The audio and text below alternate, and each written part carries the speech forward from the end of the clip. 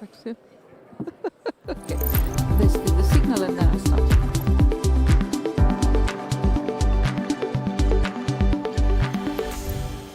It's true, we can't hear anything.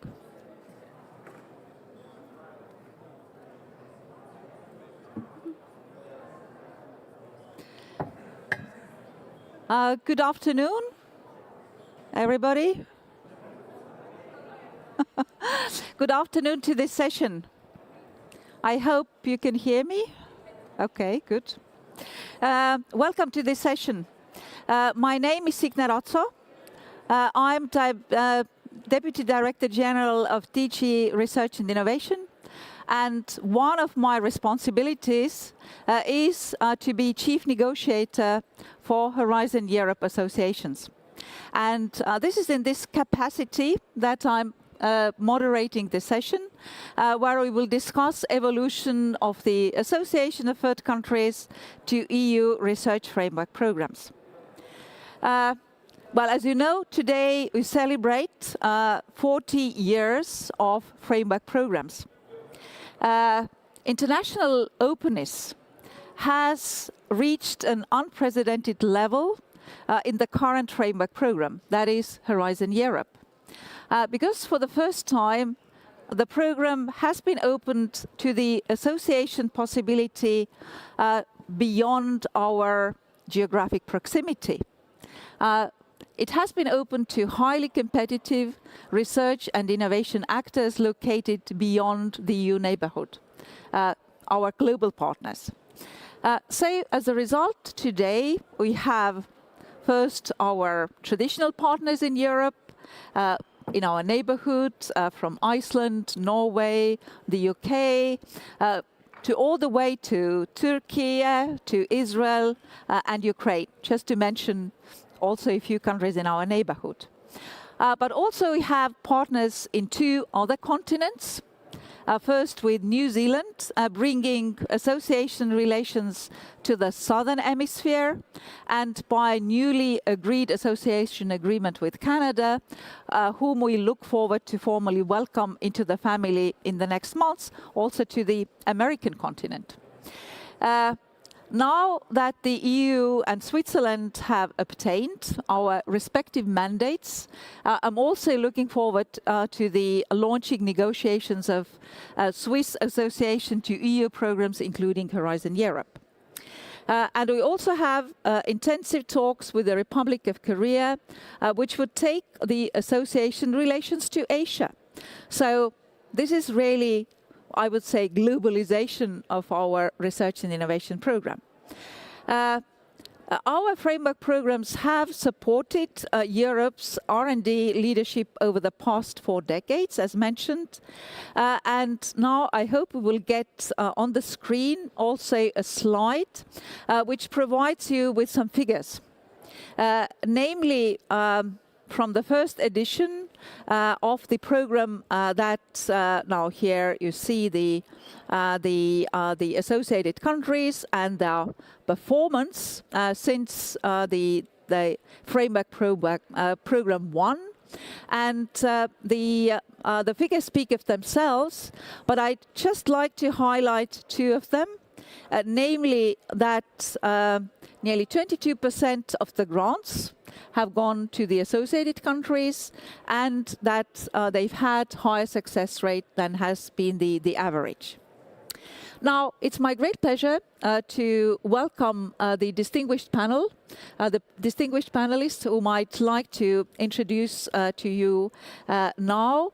Well, here with me, here are Ms. Frances Wood, who's International Director of UK Research and Innovation.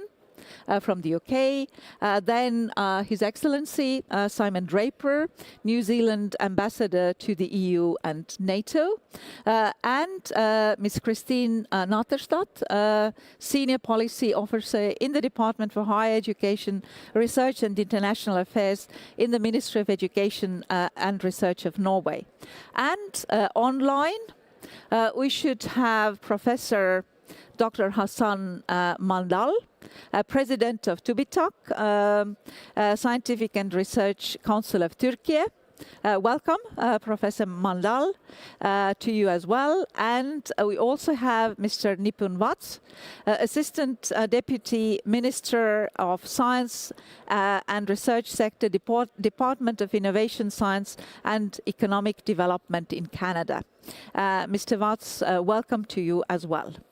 Now, without further ado, let me first address what we can call jokingly the veterans in terms of association to our program, namely Turkey and Norway.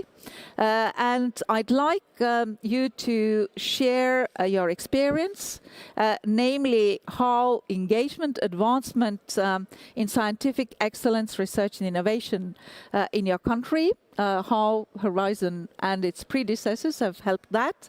And if you could also identify some specific areas where you've had achievements and breakthroughs, like in the sustainable energy supply, green technologies, health and climate change. So perhaps we start here in the hall. Christina, please, over to you, and then to Professor Mandal. Thank you, and thank you to be invited to this discussion. Participating in the Framework Program for Research and Innovation, as we have done through the EEA agreement for 30 years, this year, it's a jubilee for us also, has had great impact on Norwegian R&I policy. We reach our national goals by participating in Horizon Europe, by preparing, competing and getting the possibility to participate with the best actors in Europe. We had our participation in the 7th Framework Program and Horizon Europe, now Horizon 2020, evaluated by Economics Norway and Technopolis, and they found that participation in the Framework Program increased the quality of Norwegian research, increased Norwegian participants' competitiveness, and enhanced Norwegian participants' possibility to succeed internationally. The most important impact maybe is gaining access to international networks, R&I import, and gaining access to larger infrastructure and markets. And the evaluation also states that the collaboration and competition allows for benchmarking that instigate a continued drive to increase our international R&I competitiveness. So it has huge effects on our R&I policy. Our success rate has steadily increased over the years, and we strongly believe that we also contribute positively with our specific competence, knowledge and innovative ideas. The contribution from Horizon Europe to funds set aside for R&I in Norway has increased over the year and is substantial. All actors in the R&I sector in Norway, from the universities, the research funding and performing organizations, local authorities, regional authorities and the ministries are aware of the opportunities this gives. So we have several national strategies and also more sector-specific strategies for our participation. The overall awareness may be reflected in the of the framework programs, so opportunities may be reflected in the long-term plan we have for research and education. This has very much in common with the strategic plan of Horizon Europe. So we have a lot of alignment. We are also taking part actively in the European research area. And also European partnerships contribute to aligning our policy on several important areas for us, as well as the missions actually now, where the local authorities are more involved and the public sectors.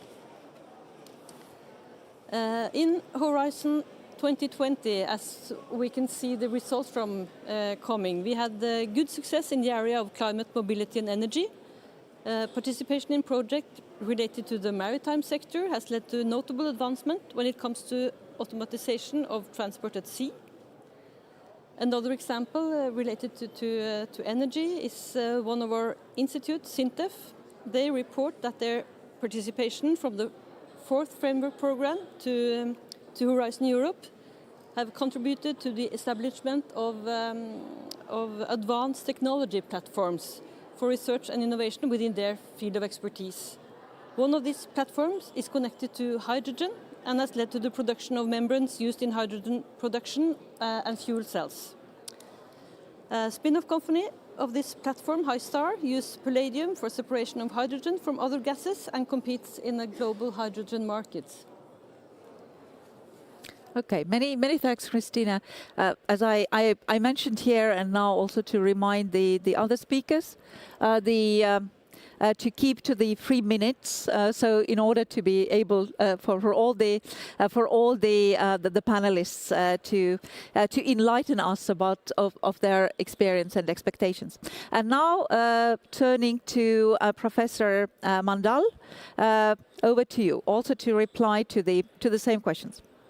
Thank you. So dear Deputy Director General of the Research and Innovation, Signe Ratzo, so as the dear colleagues and ladies and gentlemen, so as the President of the Scientific and Technological Research Council of Turkey, shortly TÜBİTAK, so it's a great pleasure to join to this important session of the European Research Innovation Days 2024 to share our experience and reflections as an associate country.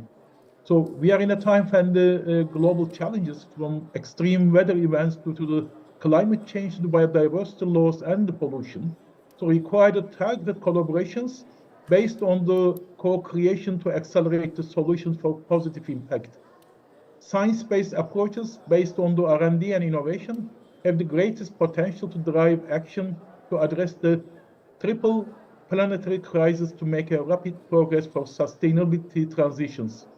In our country, Turkey, the vision of our 12th development plan, which covering the year of 2024 to 2028, directly emphasized the opportunities of realizing the green and digital transition toward our net zero emission target for year 2053. The success of Turkey in EU framework programs has a positive spillover to produce synergies with these ambitions of our R&D and innovation ecosystem. As an experienced country associated to the programs for over 2 decades, we have obtained multiple benefits. These include focusing the efforts of the R&D and innovation ecosystem in addressing the key challenges, diffusing priorities for tackling climate change, and increasing the impact to support the sustainable development based on the green and digital transformation. We have joined our forces to actively pursue solutions to global challenges with a co-creation based collaboration approach by working and succeeding together. Turkey is recognized for the continuation of a strong and positive performance, especially in Horizon Europe. In the first years of the Horizon Europe till now, we currently have nearly 500 supported projects that involve almost 800 institutions from Turkey, and 41 serve as coordinators. Our coordinators are also taking responsibilities in the flagship projects, including for green hydrogen and realizing a hydrogen valley that will support reaching to the climate neutrality. Under the Horizon Europe, alignment between the Turkey's national strategy roadmap and the European Union framework programs foster the active involvement of institutions, NGOs, civil society organizations, and universities from Turkey. So based on the key points of the emphasis in the vision of our 12th development plan, our priority R&D and innovation topics include over 250 critical products and technologies, as well as the 408 subtopics for competitive production through a twin green and digital transformation. Half of these priorities topics are serving the green transition. So our green growth technology roadmap is also another synergy that we have been established with the Horizon Europe. Moreover, high technology platforms and industry innovation networks within our national system funded programs that brings it together 300 different institutions, and including the 50 of them, which are the international institutions from Europe, directly focus on addressing global challenges, especially on renewable energy, battery technologies, and electrical mobility, sustainable cities, sustainable agriculture, and health. Our newest call for high technology platforms we have been just announced and the green transition call of the industry innovation networks mechanisms are directly focused on supporting the 2053 net zero emission target of our country. We are also providing incentives for R&D projects addressing the European Green Deal and clean technologies, including for our entrepreneurs as well. Overall, about 400 scientists, researchers, academics, and professionals from public and private sectors in Turkey have engaged with the European research area through their supported projects, totaling over 2,800 projects over 2 decades. Okay, European many thanks. research area, I am Many just thanks. finishing. Okay, Yeah, good. just finishing. Is shaped by broad efforts, including associate countries. By sharing these experiences, we hope to inspire other associate countries in and beyond the Horizon Europe. So thank you very much. Okay, excellent. Many thanks, Professor Mandal. Now, we've seen on the basis of Norway and Turkey, well, just first the importance of the networks, importance of aligning also the policy priorities, research and innovation priorities, particularly when it comes to tackling the global challenges of the green digital transition, and many thanks for giving also very practical examples. Now, let me turn now to the next panelist. Well, first of all, the UK is certainly not a newcomer in our program, even if we are very glad that the UK now associated to our program as of the 1st of January this year. But certainly you've been in the program before as a member state. But certainly now we are happy that we have a close, stable relationship and also the revival or renaissance of the relations in research and innovation, as our commissioner mentioned at the launch event that we had in London. Now, with a solid scientific base, already many scientists, researchers from New Zealand and Canada are already having very active collaboration with European partners. First, I'm happy to report that several New Zealand entities have already been successful in Horizon calls, signing grants as beneficiaries. I'm also aware that Canadian participants, because now we've opened also the calls as of the beginning of this year to Canadian participants, that they have already been active. Still, you need to wait until the signing of the agreement, and then they can also sign the grant agreements.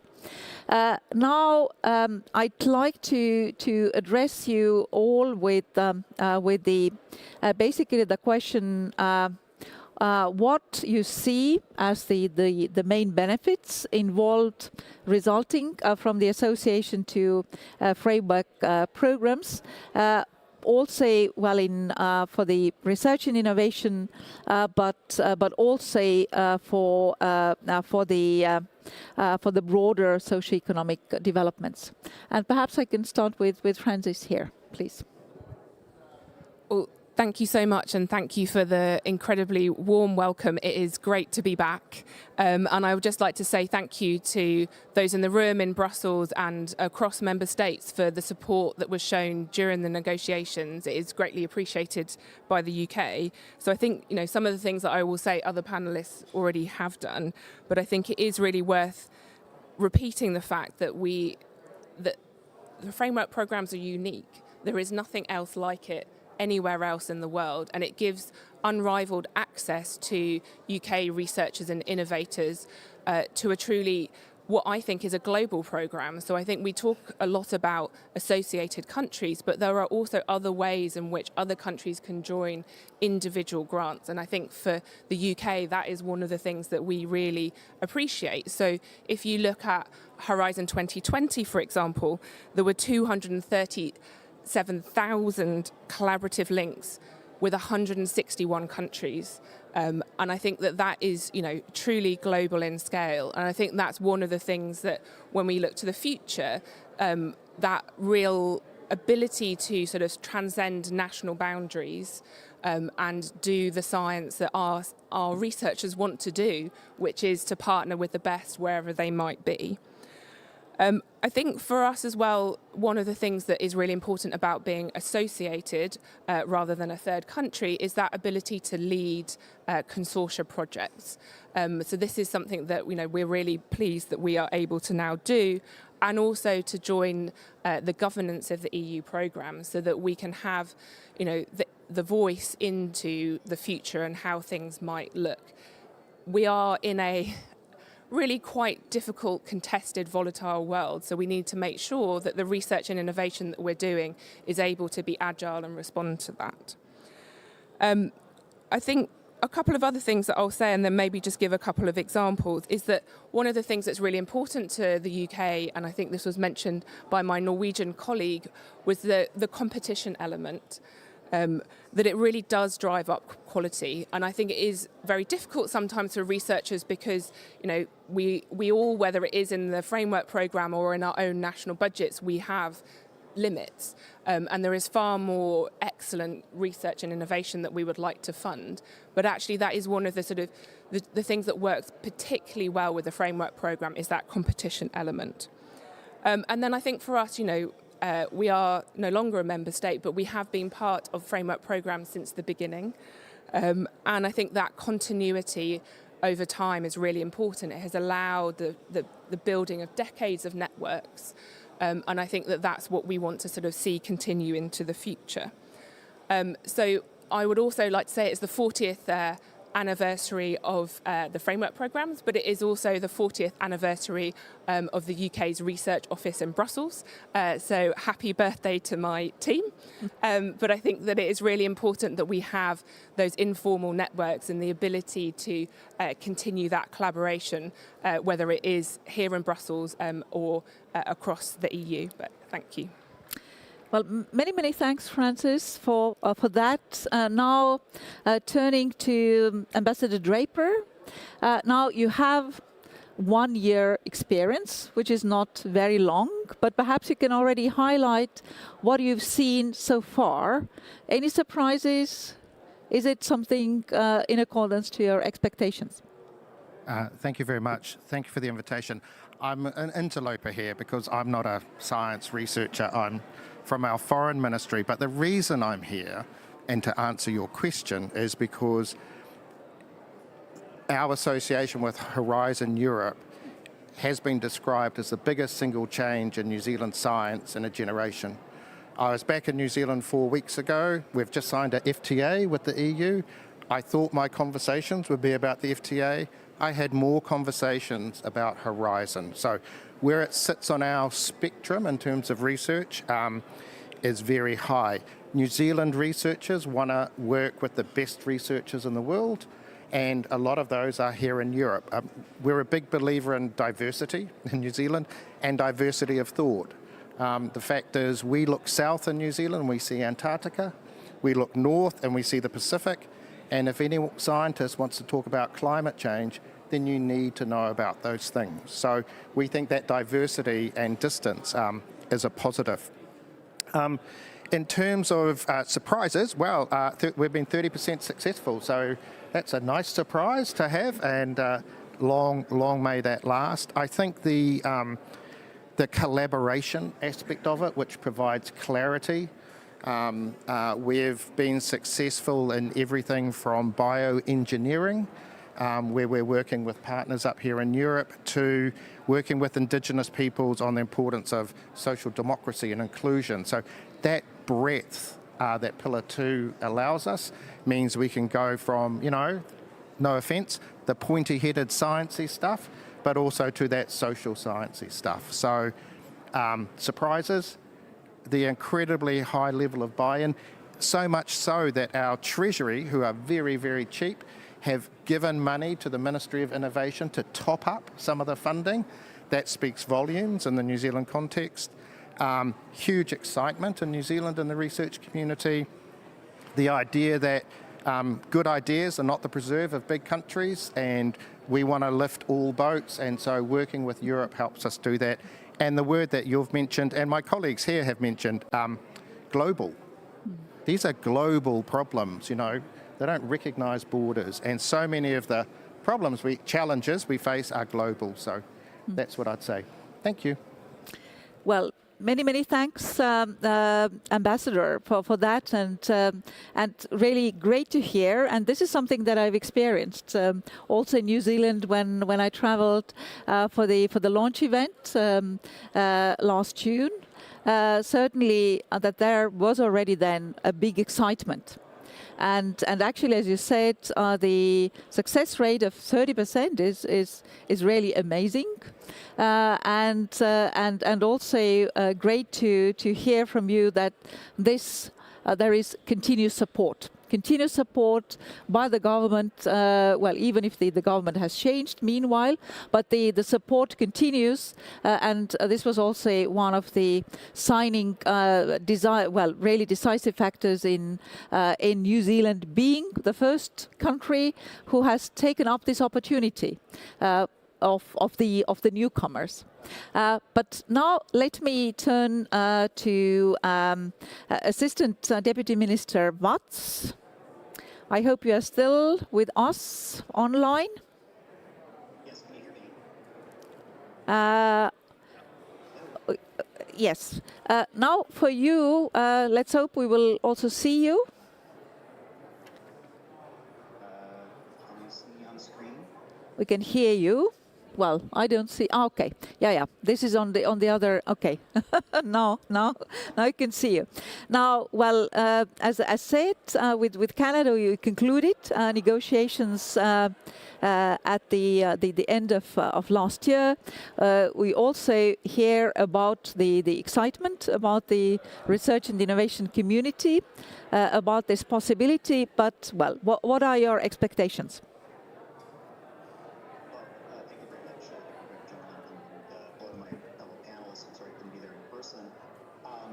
As you mentioned, we have recently concluded substantive negotiations with the European Commission, and we are currently in the process of formalizing the agreement to become an associated country under Pillar 2. This is certainly an important step for Canada to enhance its collaborative relationships with international partners in science, technology, and innovation, not only in Europe, but as has been mentioned, around the world. As many said already, this is really becoming more and more a global program. Canada does have a fairly strong international reputation in science and research, and we have many valued relationships with like-minded partners around the world who have been very excited about the additional opportunities that are provided by becoming an associate member to the framework program. And I do want to thank the Commission as well as other members of the program for their support and their encouragement, and we look forward to deepening that relationship. Canadian researchers have participated in previous iterations of the Horizon Europe program since its inception. Canadians were successful in a variety of projects under Horizon 2020, ranking third among non-associated companies in terms of participation. And we've always found great value in the collaborative development of the program, and we look forward to being able to contribute more and where appropriate lead some of these initiatives collectively with our fellow members. We have, as a country, a lot of expertise and leadership in a wide range of areas that happen to be very well aligned with Horizon Europe themes. These extend from research on health and well-being to disruptive technologies that shape our collective future. And we will be able to work more effectively with like-minded countries to apply our knowledge to develop solutions to these complex global problems. As a new, or soon to be formally a new associated member, we are also working hard to develop a support network for Canadians interested in applying to Horizon Europe. We now have national contact points in place for each of the 6 clusters under Pillar 2, and we have received a great deal of interest from the Canadian science and technology community to enhance collaborations on the international stage. Academia, research institutes, various levels of government, as well as our business community are very keen to participate, and in fact, as you've suggested, have already started to take those first steps on the program. I should note this is the first time Canada is formally associated to a new framework program for research. And for us, we see this as not only an important opportunity to bolster international research cooperation, but also as an element of our broader diplomatic efforts to work more closely with trusted international partners to advance common goals, which are particularly important in these times of geopolitical, environmental, and economic uncertainty that we're all facing. So being able to do more together, mutual interest is critical. It's important that we work together to develop solutions to challenges and opportunities we face, and we see being embedded more deeply into international partnerships through Horizon Europe as a way to bring our expertise and to share international efforts to advance innovation for our mutual benefit. So it is early days, as you mentioned, but I think we're building on a strong base, and we look forward to moving forward with all of our partners to advance knowledge and innovation for our collective. Well, many thanks, Mr. Watts. Well, many thanks also for highlighting the importance of also, namely building on the partnerships, also the political partnerships, the partnerships that we do have in the digital, in the green partnerships, also aligning wider political objectives, and this is also relates to the plenary session that many of you also participated, I believe, because in our economic security strategy, in addition to the protect and promote, we also have the partnering pillar, and namely we are interested to partner with the countries who share our concerns, but we also share the same values. And this has been also the basis of offering the closest form of collaboration to the countries with whom we share the high level of research and innovation, but also the same values. Now, before concluding, let me just mention a few takeaways from the session, and then I'd like to give just an opportunity for all of you, just in 2 sentences, what would be your wishes for the next framework program in terms of international collaborations and association, because we know that already we get a lot of contributions for the next program. But let me highlight, in addition, as you already mentioned, of the aligning of the policies and priorities, the possibility. Well, actually, this is really the unique program. Well, this is something that Francis also mentioned, why the UK also wanted to be now back in the program as an associated country, because this kind of collaboration, well, in accordance with the data from the last framework program, there were participants from 176 countries. So this leaves only a handful of countries of the world outside of the program. So you can't find anywhere in the world the program where you can collaborate with the most excellent brains and minds, because it's a very competitive program. So those which are the most excellent ones can participate, and this is the way how to become more excellent yourselves as well.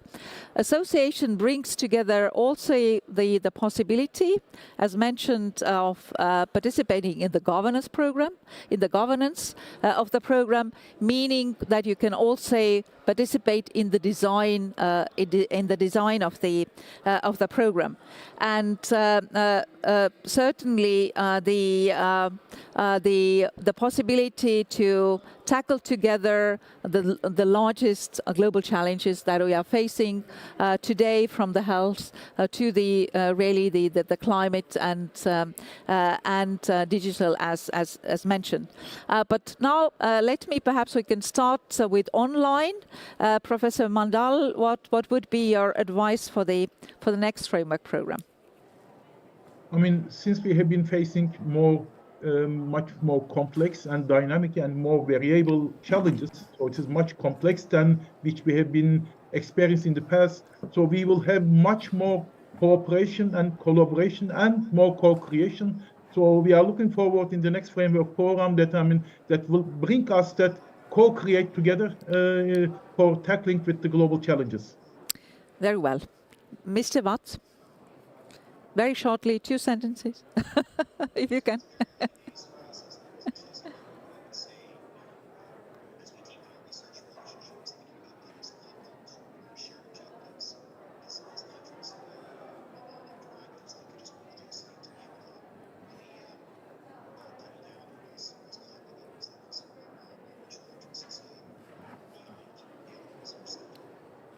Okay, now Christina.